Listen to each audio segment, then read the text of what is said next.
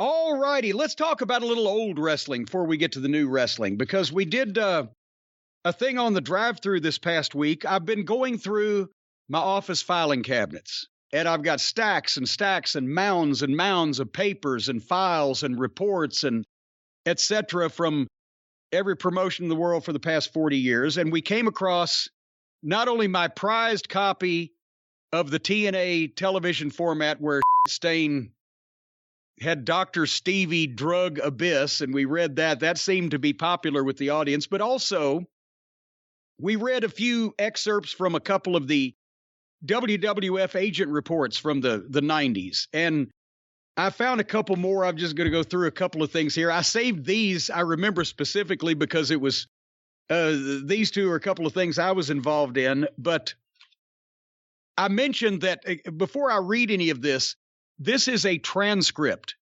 And what the agents would do at every WWF house show, there'd be two agents, at least, one for the locker room and one for the box office. And they handled everything from both ends. And every night after the show, there was a recording line at the office in Stamford that the agents would call and had as much time as they wanted to dictate their agent reports. They'd get back to the hotel, call from the hotel phone or what. This is before cell phones for the most part. Paul Heyman had one. I don't know if anybody else did. But anyway, so sometimes it sounds like they can't write, but this is an actual transcript of them speaking, right? So that's why it sounds a little conversational. But Jack Lanza was the agent at the Cincinnati Gardens in Cincinnati on January 31st, 1998. The show drew 7,709 people, paying $133,354. And a couple of the matches, they had a country whipping match between the Headbangers and the Godwins. DOA against Los Boricuas, remember that? Taka Michinoku and Brian Christopher for the light heavyweight title. Tom Brandy versus, I'm sorry, go ahead. I just said that was probably fun. It was. As a matter of fact, Jack Lanza says, outstanding once again. Every night, these two do a bang-up job, and tonight they had the people oohing and eyeing the whole match.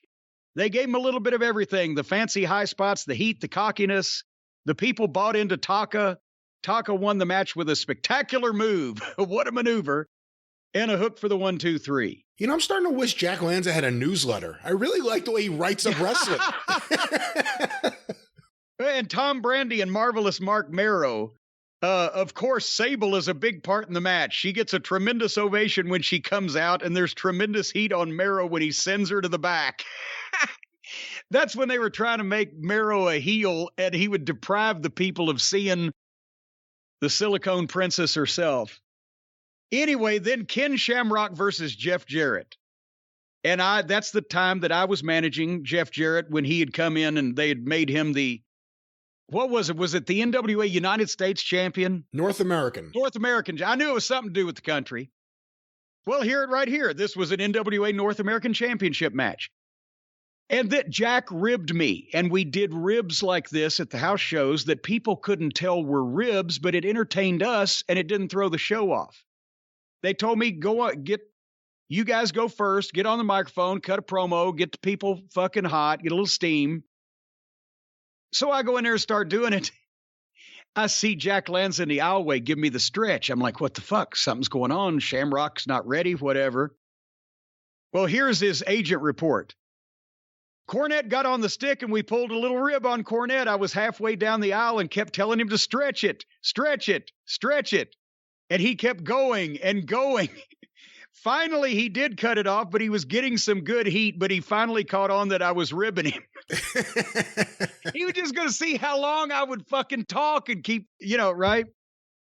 So anyway, we introduced Shamrock. He got a nice ovation. They went out and tore the place down. A lot of things involving Cornette, the high spots, the bumping the heads together, sliding the tennis racket in. Shamrock kicked out while the referee was up with Cornette on the apron. Just well done. Even though it was a 70s, 80s match, it was very well received, and I think one of the better matches for Shamrock. There was a situation where Shamrock made a big comeback, and they had some good false finishes up until that point, like they were going to screw Shamrock, but he ended up with a suplex on Jeff, went for the leg for the tap out. Cornette came in, whacked Shamrock on the head with the racket for the disqualification. Shamrock got up slowly, walking after Cornette, who was begging, pleading. It was a sight to behold. He does write real good, even though he's talking. Finally, Shamrock snatched him, hooked him, and gave him a big suplex. I hope he didn't get hemorrhoids on it, but he got him up pretty high and flopped him down. And we decided to go one better and get 2 pops. He whipped around and got Cornette's ankle, and of course, Cornette's tapping out and tapping out and tapping out. Then Jeff went to the other side of the ring and pulled Cornette out. The referee is pulling Shamrock, trying to get him to let loose. And Shamrock got up to address the referee, and we did the tug of war, and Shamrock deals with the referee and lets go of me, and Jeff pulls me out on my fucking head. But it was just an excellent match. Cornette is a big, big, big part of heat on Jeff. They work very, very well together. The 2 of them together, a force to be reckoned with. That's why it only lasted 4 weeks. Interesting comment early on where he said, even though it was a 70s, 80s match, and then, yes. And then he put it over. Again, that's coming from Jack Lanza. What do you take that comment as meaning? Because he knew what was going on. He was trying to explain to him. Everybody's working the same. They're all doing what they're doing now. Jeff came in. With me managing Jeff Jarrett, we didn't have to go over anything because he learned all the shit that he knew in the same place from the same people that I learned all the shit that I knew. So we just went out and had the fucking match. I knew how to be the manager and he knew how to be the wrestler. If he takes a bump and rolls out under the bottom rope and comes up standing next to me and just looks up at me and puts his right arm on my shoulder to like say, stay here, that means the babyface within the next 3 seconds is going to slide out and give us the double head bonk. That's not hard to figure out. You don't have to call it. Just by the way that something is set up and a little look or a glance, or, you know, the old thing to the manager gets his hand stomped on the apron of the ring. If the babyface is paying attention, if I'm yelling at my guy who's taking a rest and I'm leaning my hand out under the bottom rope on the apron of the ring, all the babyface has to do is run over and fucking stomp it. That doesn't need to be called. But nobody in this generation didn't know how to work those matches, high spot matches, keeping the people fucking occupied. It's a cold match with no angle behind it. But there's plenty of action and plenty of pops. And it's just old-fashioned wrestling. And what Jack was saying, even though you guys in the office don't like the 70s and 80s wrestling, it always gets over when you find guys that can do it.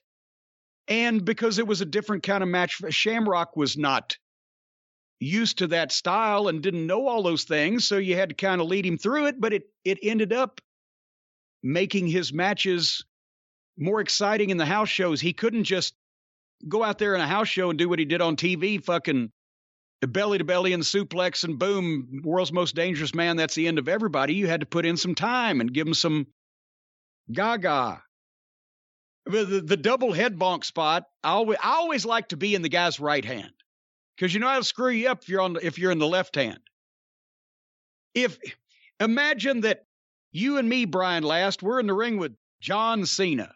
And Cena's going to give us a double head bonk.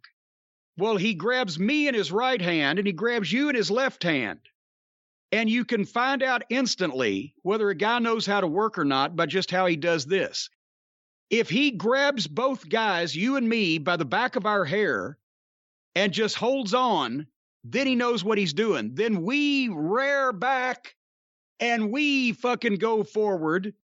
And the reason I like to be in the right hand is because if I'm right-handed and I'm in the guy's right hand, my right arm is free. Whereas the guy in the left hand, if he does some contact with his right hand, he's going to get bogged down in the guy that's doing the double head bonk because he's on that side. So all the guy in the left hand has to do is come forward with his head, turn slightly to the right, and stick his shoulder out there. And the guy on the right hand, he's going to come not only with the side of his head, but also with his right hand waving in the air. And the impact is going to happen at the same time where we touch each other by the shoulders. The heads never meet, but the fucking arm flies back along with the heads and the hair. And it causes the impression of a collision. And then we all take bumps. If the guy grabs you and he tries to pull your heads back, well, fuck you, for one thing. For another thing, he doesn't know how to work. And if he tries to shove your heads together, double fuck you, and he really doesn't know how to work. Simple. Anyway. You know, on a national stage, everyone got to see Jeff Jarrett as that heel with a Jim Cornette briefly, but with other managers or other heels around him.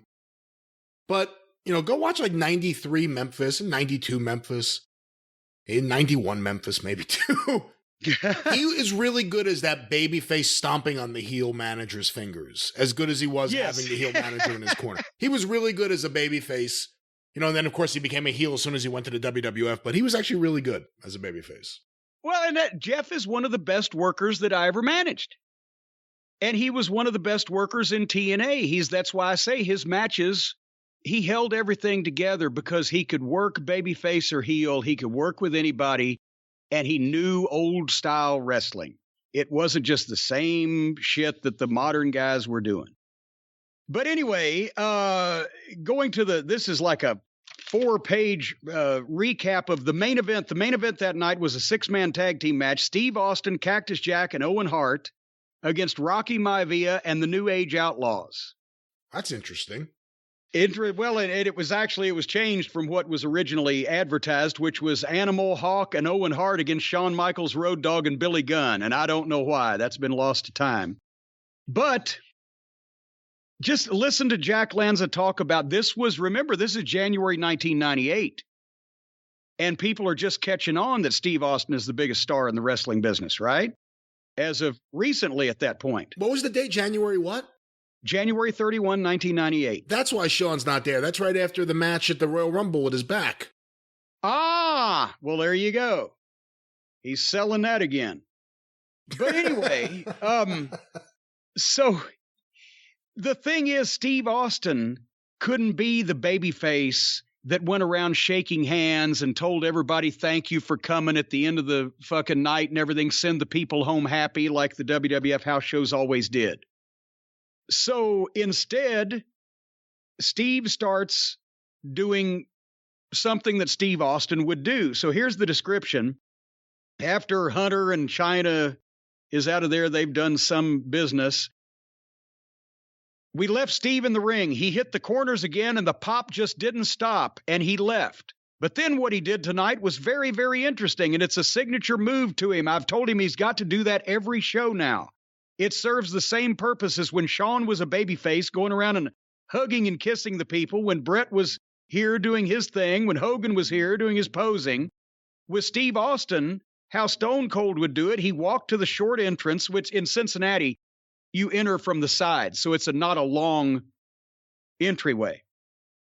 He walked to the short entrance, he walked to the curtain, stopped, looked at the people, just walked back down to the ring and held up his hands and turned around and walked back. My God, it was like he was throwing $1,000 bills at them. He gave them a little something back as appreciation for their support, but in Steve Austin style. He didn't shake any hands. He wouldn't do that. He wouldn't smile. And the people just kept it up and kept it up. It was almost like we were thinking about sending him out again for a curtain call, but we didn't do that. But it's a very good piece. It was Austin's presence. He was still staying true to himself. He didn't just suddenly start smiling and shaking hands and everything. But at the same time, he could milk that reaction where they just wouldn't stop, right?